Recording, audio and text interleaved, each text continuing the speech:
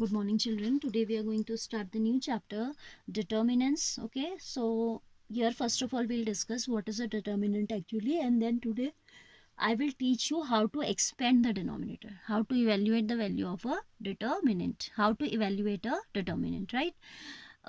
तो आपका जो matrices हैं उससे थोड़ा सा correlated है ये chapter.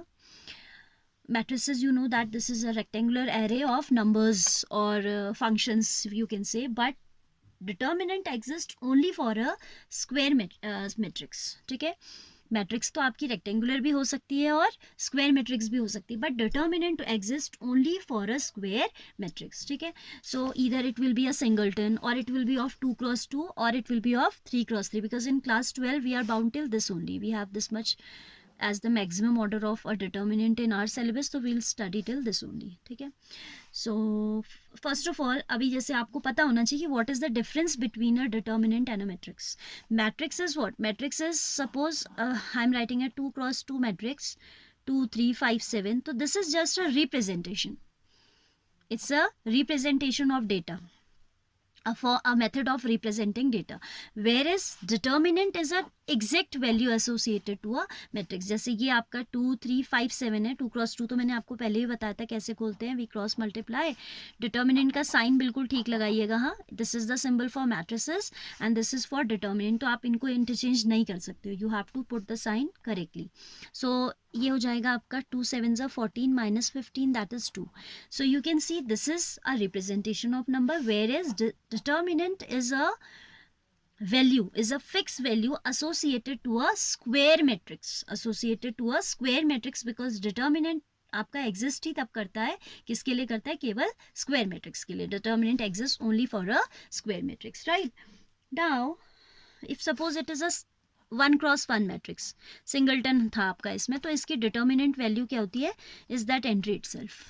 अगर कोई ये भी तो स्क्वायर मैट्रिक्स है, 1x1, 1 row 1 column, so we can find out the determinant for it, and then determinant of a singleton will be that entry itself. Suppose determinant of 5 है, सो इट विल बी, अगर ए आपकी matrix A है तो determinant के लिए sign ये लगता है, determinant A is this and this is 5.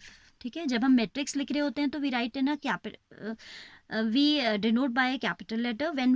When we are using denoting a determinant, तो हम उसके बाद डिटर्मिनेंट का साइन बना देते हैं. ठीक है, 2x2 I have told you, 3x3 is very important, वो देखिएगा आप. 2x2 का एक और एग्जाम्पल ले लेते हैं, मतलब जैसे आपका ये है A B E F. ठीक है, so this is what matrix A. Determinant A will be A B E F with a determinant sign, and this will be AF minus B. ठीक है, क्रॉस मल्टीप्लाई कर दिया, simple. Now for a 3x3 we need to be more careful. Suppose there I'm not taking like A11 A22 directly, I'm taking an example. ठीक है, 1 2 3 3 1 2 2 1 0. Suppose ये है हमारा matrix. ठीक है, या अभी हम नॉन ज़ीरो एंट्रीज के साथ ही लेते हैं, अभी समझाऊंगी फिर ज़ीरो में हमें क्या करना चाहिए. ठीक है, suppose this is 8, right? Now determinant of A will be, बहुत ही ध्यान देना, हाँ, step by step you will do it. Determinant A के लिए पहले तो आप इसे डिटर्मिनेंट साइन के अंदर रख दें, 1 2 3 3 1 2 2 1 8. ठीक है, so here we can either expand along any row और we can expand along any column. ये जीरो मैंने इसलिए हटाया क्योंकि जब जीरो होता है, कहीं एक जीरो आपको दिख रहा है, तो डेफिनेटली आपको उसी रो या उसी कॉलम के अलॉन्ग एक्सपेंड करना चाहिए. For that I will take another example. ठीक है, अभी मैं सिंपल बता रही हूँ आपको कि एक्सपेंशन होता कैसे है. We can expand the determinant along any row और अलॉन्ग एनी कॉलम. ठीक है, बट कहीं जीरोज हो तो we should prefer that particular row और that particular column. Here all are non zero entries, तो हम किसी से भी खोल देते हैं. सपोज आई एम एक्सपेंडिंग, आप you write also that along which you are expanding. Suppose I am expanding along R1. ठीक है, अगर मैं R1 के अलॉन्ग एक्सपेंड कर रही हूँ, then it will be, I am writing this matrix here again. हाँ, डिटर्मिनेंट ए जो था वो था 1 2 3, otherwise it will be problem, too problematic, 2 1 8, ये हो गया. ठीक है, हमने कहा कि we are expanding it along R1. R1 के अलॉन्ग एक्सपेंड करना है, तो इसका जो रूल होता है वो ये होता है, ये क्या है आपका, this is A11, no actually if you see this is what A11, A12, A13.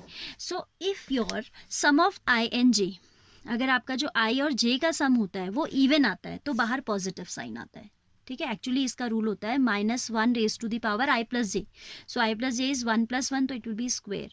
तो ऑब्वियसली आपके ऑल्टरनेट साइन चलते हैं, अगर प्लस से स्टार्ट हो रहा है तो प्लस माइनस प्लस, और माइनस से स्टार्ट हो रहा है तो minus plus minus. Why, see if I am starting with first row, तो आपका ये क्या हो जाएगा, -1 रेज टू द पावर 2। फिर जब इस एलिमेंट का चांस आएगा it will be -1 raise to the power 1 + 2 that is 3। जब इसका आएगा तो A raise to the power 1 + 3 that is 4। So ये हमेशा होगा, अगर आपका रो 1 के अलॉन्ग है तो क्या हो जाएगा, प्लस माइनस प्लस, ठीक है। अगर रो 2 के अलॉन्ग कर रहे हो, सपोज आपने फिर A21, A22, A23 के अलॉन्ग खोला है, देन दिस इज 2 + 1 ऑड, तो it will start with negative, 2 + 2 even, that will be positive and then again negative. तो यही इसमें ध्यान देना होता है बस, ठीक है, साइन का ध्यान देना होता है। So determinant A is I am expanding along R1, so -1 raise to the power 2, then this entry 1 we take, and then what do we take, the remaining matrix। आप इस रो को हटा देते हैं, पेंसिल है, yes, we'll cancel this row and we'll cancel out this column। हमने 1 ले लिया, ठीक है, और उसके बाद इस रो और इस कॉलम को डिलीट करके जो स्क्वायर मैट्रिक्स बची है वो आ जाती है। अभी तो आप ये लिख रहे हो ना, अदरवाइज फिर आप मेंटल करना सीख जाते हो थोड़ा सा प्रैक्टिस के बाद। 1 2 1 8, राइट, इसको हटा दीजिए। Now there will be the turn of second A22, नहीं A12, so it will be -1 raise to the power 3, और यहाँ पे तो प्लस साइन आता है वैसे, ठीक है, बेसिकली प्लस आ रहा है, लेकिन क्योंकि ये नेगेटिव ऑड पावर है तो plus minus will become ultimately minus. So अब आप क्या डिलीट करेंगे, यू विल डिलीट, ये आपको करके नहीं देखना पड़ता है initially, as I am telling, तो I am showing you, later on आपको ऑब्जर्व करके ही आ जाता है। ये इतनी बार आप कैंसिल थोड़ा करोगे फिर इरेज करोगे, that is just wastage of time. But here as it we are at very initial stage, that is I am telling, ठीक है। Now will delete first row तो हर बार फर्स्ट ही डिलीट होगी क्योंकि हम we are expanding along R1, so this row we are deleting and this column, तो क्या आ जाएगा, 2 आएगा बाहर A22 के अलॉन्ग, A22 का चांस है क्योंकि, तो not A22, this is what A12, first row second column, ये 2 है, ठीक है, ये एलिमेंट क्या है, 2 है। नाउ 3 2 2 8, 3 2 2 8, then it will be plus -1 raised to the power, as it is A13, so it is 1 + 3 that is 4, और टर्म कौन सी है, 3, तो ये आ जाएगा, राइट। अब किसे डिलीट करेंगे हम, will delete the first row and the third column, first row and the third column, तो ये आ जाएगा, जो दोनों का इंटरसेक्शन आ रहा है वो फैक्टर बाहर आ रहा है, देखो ये फैक्टर 3 बाहर आया, एंड मैट्रिक्स क्या आ जाएगी, 3 1 2 1। now we will do cross multiplication in this, so 1 8 8, 2 1 2, this is what positive, -1 square is positive, so no need to write it, as it is 1 outside, तो 1 भी वैसे ना भी लिखने चलता है, this is 8 - 2, cross multiplication 8 - 2, then it is -1 into plus is negative, 2 was there, 3 8s are 24 -4, then -1 raised to the power even, so it's going to be plus, and into 3, +1 into 3 is 3 itself, and this is 3 - 2, 3 1s are 3 - 2, तो ये आ जाएगा ऐसे, ठीक है। so this is what 8 - 2 6 -2 into 20, यहाँ तो 1 into 6 है, अगर नहीं भी लिख रहे हैं कोई फर्क नहीं पड़ रहा, here it is 2 into 20 and plus 3 into 3 2s are 1, 3 - 2 is 1, so this is 6 minus 40 plus 3, so this is how much, 6 + 3 9 minus 40, that is -31, ठीक है। तो ये मत सोचिएगा कि मॉड्यूलस साइन था और इसको हम पॉजिटिव लिख दें, determinant of A is coming negative, it's not modulus sign, हाँ, तो ये तो डिटर्मिनेंट का वैल्यू अगर नेगेटिव आ रहा है तो नेगेटिव आएगा। I am taking one more example, alright, of 3 × 3 order.